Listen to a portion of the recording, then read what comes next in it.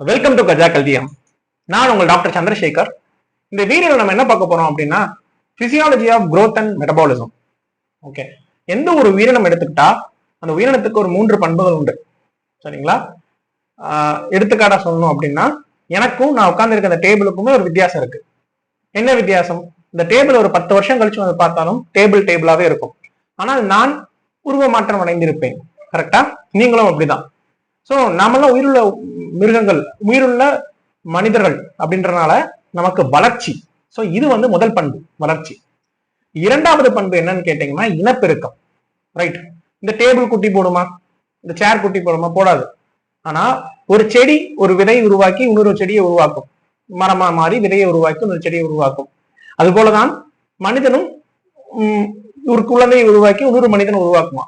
So இனப்பெருக்கம் இது இரண்டாவது பண்பு. மூன்றாவது ஒரு முக்கியமான பண்பு, அது அறிவியல் கூறுகள் அதிகம் உள்ள பண்பு. அந்த பண்பு தான் என்னன்னு கேட்டீங்கன்னா வளர்ச்சிதை மாற்றம். ஆங்கிலத்துல அதுக்கு பேரு மெட்டபாலிசம் அப்படின்னு சொல்லுவாங்க. ரைட்? இந்த மெட்டபாலிசம் 2 வகையா இருக்குங்க. ஒன்னு கேட்டபாலிசம், அனபாலிசம். ரைட்? கேட்டபாலிசம் அப்படின்னா என்ன அர்த்தம்? நான் இட்லி சாப்பிட்றேன், கரெக்டா? அந்த இட்லியில என்ன இருக்குன்னா ஸ்டார்ச்.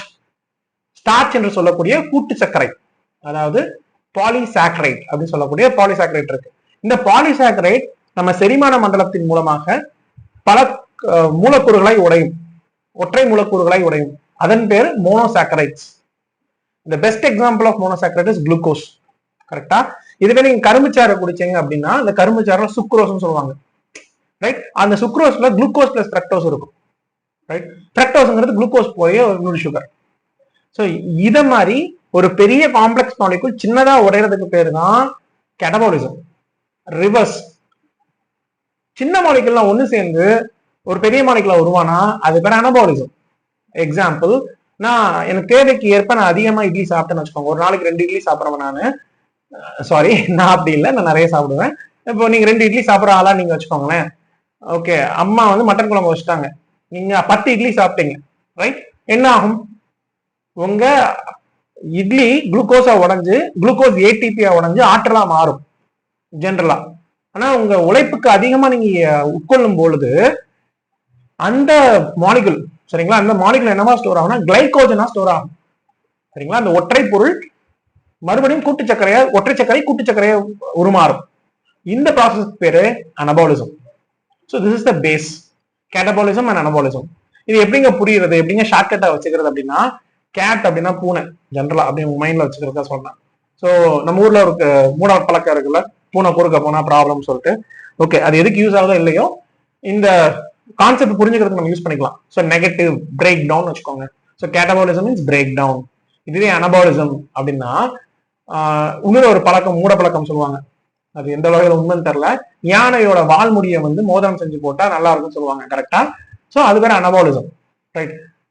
அகெயின் அனான்னு வச்சுக்கோங்க, பாசிட்டிவ். ரைட்? இல்ல ஆணைமுகன், நம்ம கணபதியை வணங்கிட்டு ஒரு செயலை தொடங்கினா நல்லதுன்னு சொல்லுவாங்கல்ல. So anabolism. ஸோ அனா அப்படின்னா பாசிட்டிவ் வச்சுக்கோங்க, building up. How to remember this? கேட்டபாலிசம்னா breaking down of a polysaccharide into a monosaccharide. கூட்டு சர்க்கரை ஒற்றை சர்க்கரையை உடையும் முறை. இதுவே அனபாலிசம்னா ஒற்றை சர்க்கரை கூட்டு சர்க்கரையை மாறும் முறை. ஃபைனா? ஓகே, இதுல என்னென்ன ப்ராசஸ் இருக்கு அப்படின்னா 4 முக்கியமான ப்ராசஸ் இருக்குங்க நம்ம சாப்பாடு உட்கொள்ளும் பொழுது. First process glycolysis. கிளைகாலிசிஸ் என்ன ஆகும்? நம்ம சாப்பிட்ற உணவு அகைன் நம்ம இதுக்கு பேர் என்ன சொல்லுவாங்கன்னா ரைட் ஃபேரிங்ஸ் சொல்லுவாங்க. ஓகே, 2 இடம் சந்திக்கிற இடம், ஓரோஃபேரிங்ஸ் அண்ட் நேசோஃபேரிங்ஸ். வாய் மூலமா போனா ஓரோஃபேரிங்ஸ், மூக்கு மூலமா போனா நேசோஃபேரிங்ஸ். ஸோ ஃபேரிங் இங்க இருக்கும். ஃபேரிங்கை தாண்டி ஈசோஃபேகஸ் சொல்லுவாங்க.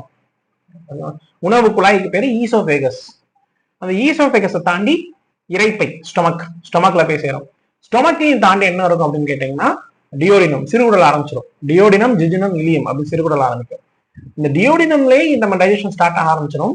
இப்போ ஸ்டொமக்ல புரோட்டீன்லாம் உடையும். கரெக்டுங்களா? ஸோ புரோட்டீன்லாம் அமினோ ஆசிட்ஸா உடையும். அப்புறம் அந்த ஸ்டொமக் ரீஜன் நல்லா பாத்தீங்கன்னா மேல என்ன இருக்கும், முக்கியமான ஒரு ஆள் இருப்பாரு, லிவர். அந்த லிவர் தான் யாருக்கு காரணம்னா ஃபேட்டை உடைக்கிறதுக்கு காரணம், எமல்சிஃபிகேஷன் ஆஃப் ஃபேட்ஸ்.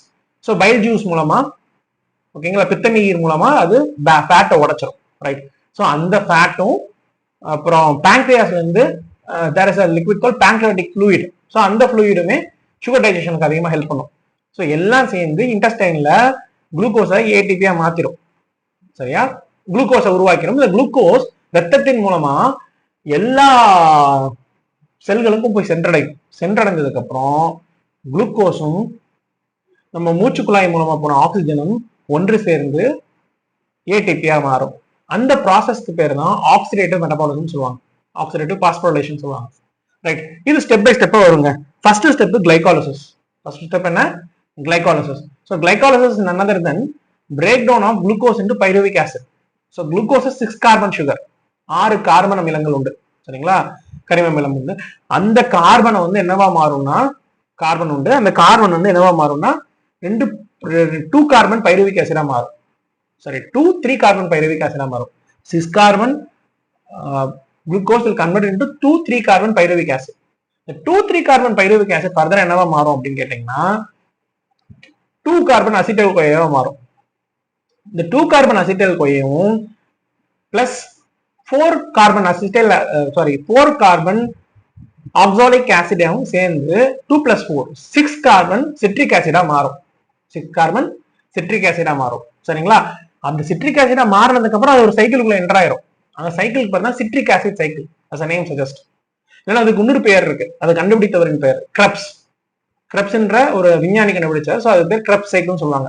இல்ல மறுபடியும் இன்னொரு ஒரு பேர் இருக்கு, ட்ரைகார்பாக்சிலிக் ஆசிட் சைக்கிள். ஸோ 3 பேர்கள் இருக்கு நண்பர்களே. ஒன்று வந்து Krebs cycle, tricarboxylic acid cycle, or citric acid cycle. சரியா? ஸோ இது வந்து ஒரு சுழற்சி மூலமா உருவாகிட்டே இருக்கும். இந்த சுழற்சி எதுல போய் முடியும் அப்படின்னு கேட்டீங்கன்னா, சுழற்சி தானே நடந்துட்டே ப்ராசஸ் தானே. இதோட அவுட்புட்னு பாத்தீங்கன்னா will get carbon dioxide outside. And apart from it very important thing call GTPs. சரியா? ஏடிபி மாதிரி ஜிடிபி வரும். இதே இது கிளைகாலிசிஸ்க்கும் கிடைக்கும். பட் கிளைகாலிசிஸ்ல ரெண்டுமே இருக்கும், இன்வால்மெண்ட் இருக்கும், எக்ஸிட் இருக்கும்.